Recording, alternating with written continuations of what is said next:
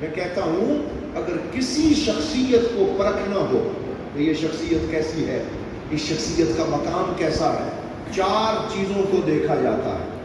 سارے مل کے بولو کتنی چیزیں؟ 4 چیز. یہ بارگاہ حسینیت میں ہم حاضری پیش کر رہے ہیں. سب سے پہلے یہ دیکھا جاتا ہے کہ اس کی رگوں میں خون کس کا دوڑ رہا ہے، کہ خون کیسا ہے، کیونکہ اصل اور نسل کا انسان پہ بڑا اثر ہوتا ہے.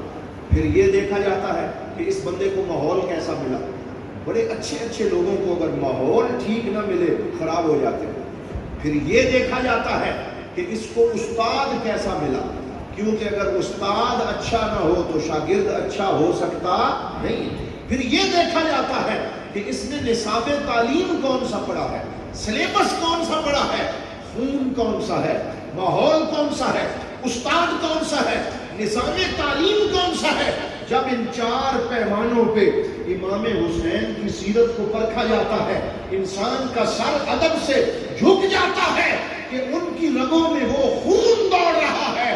کہو جو کائنات کا سب سے مقدس خون ہے، جو کائنات کا سب سے مقدس خون ہے، خون رسول ہے، خون علی ہے، خون بطول ہے، سیدہ زہرا کا خون ہے جو ان کی رگوں میں گردش کر رہا ہے.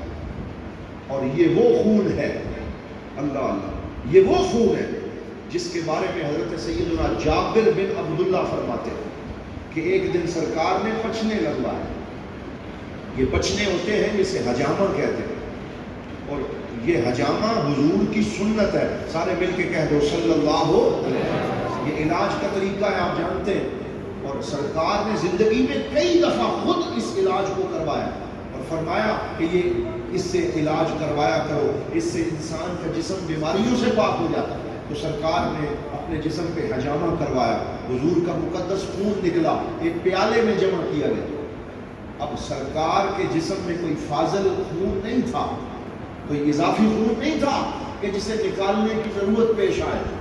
حضور نے اس لیے حجامہ کروایا تاکہ میری امت کے غلاموں کے لیے سنت بن جائے، ان کو علاج کا طریقہ پتہ چل جائے. تو جب وہ خون جمع ہو گیا، آپ نے حضرت جابر بن عبداللہ سے فرمایا جاؤ اسے ٹھکانے لگا کے آؤ، ٹھکانے لگاؤ.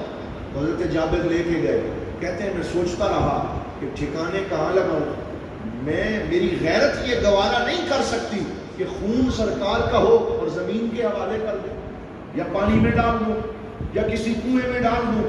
تو میں نے سوچا کہ اس کا سب سے بہترین ٹھکانہ یہ ہے، جابر آج موقع ملا ہے، آج اس مقدس خون کو اپنے وجود کا حصہ بنا.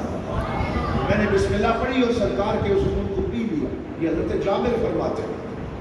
حالانکہ کسی اور کے خون کو پینے کی دین میں اجازت نہیں ہے، لیکن اور لوگوں کی بات اور ہے، سرکار کی شان اور ہے. کہتے ہیں میں نے پی لیا، واپس آیا، سرکار دو عالم نے پوچھا اے جابر وہ کیا ہوا؟ اس خون کو ٹھکانے لگا دیا؟ یا رسول اللہ لگا دیا. کہاں لگایا؟ یا رسول اللہ مجھے اور کوئی جگہ نہ ملی جہاں میں اس کو رکھ دیتا، میں نے تو اس کو اپنے جسم کا حصہ بنا لیا. سرکار دو عالم صلی اللہ علیہ وسلم نے فرمایا کہ اب تجھے مبارک ہو کہ اب میرا خون تیرے جسم میں چلا گیا ہے، جہنم کی آگ کو اللہ نے تیرے اوپر حرام کر دیا. فرمایا جہنم کی آگ کو اللہ نے تیرے اوپر حرام کر دیا. تو وہ تو تھوڑا سا خون تھا، اور وہ حضرت جابر کے وجود میں گیا تو اس حسن اور حسین کی شان کا عالم کیا ہوگا جس میں سر سے لے کے پیروں تک ایک ایک رگ میں مصطفیٰ کا خون بھی ہے، زہرا کا خون بھی ہے، علی المرتضیٰ کا خون بھی ہے. تو خون وہ ہے، مقدس خون ہے.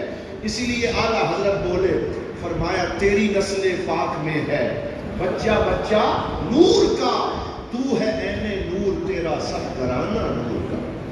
اور کیا بات رضا اس چمنستان کرم کی، زہرا ہے کلی جس میں حسین اور حسن کو.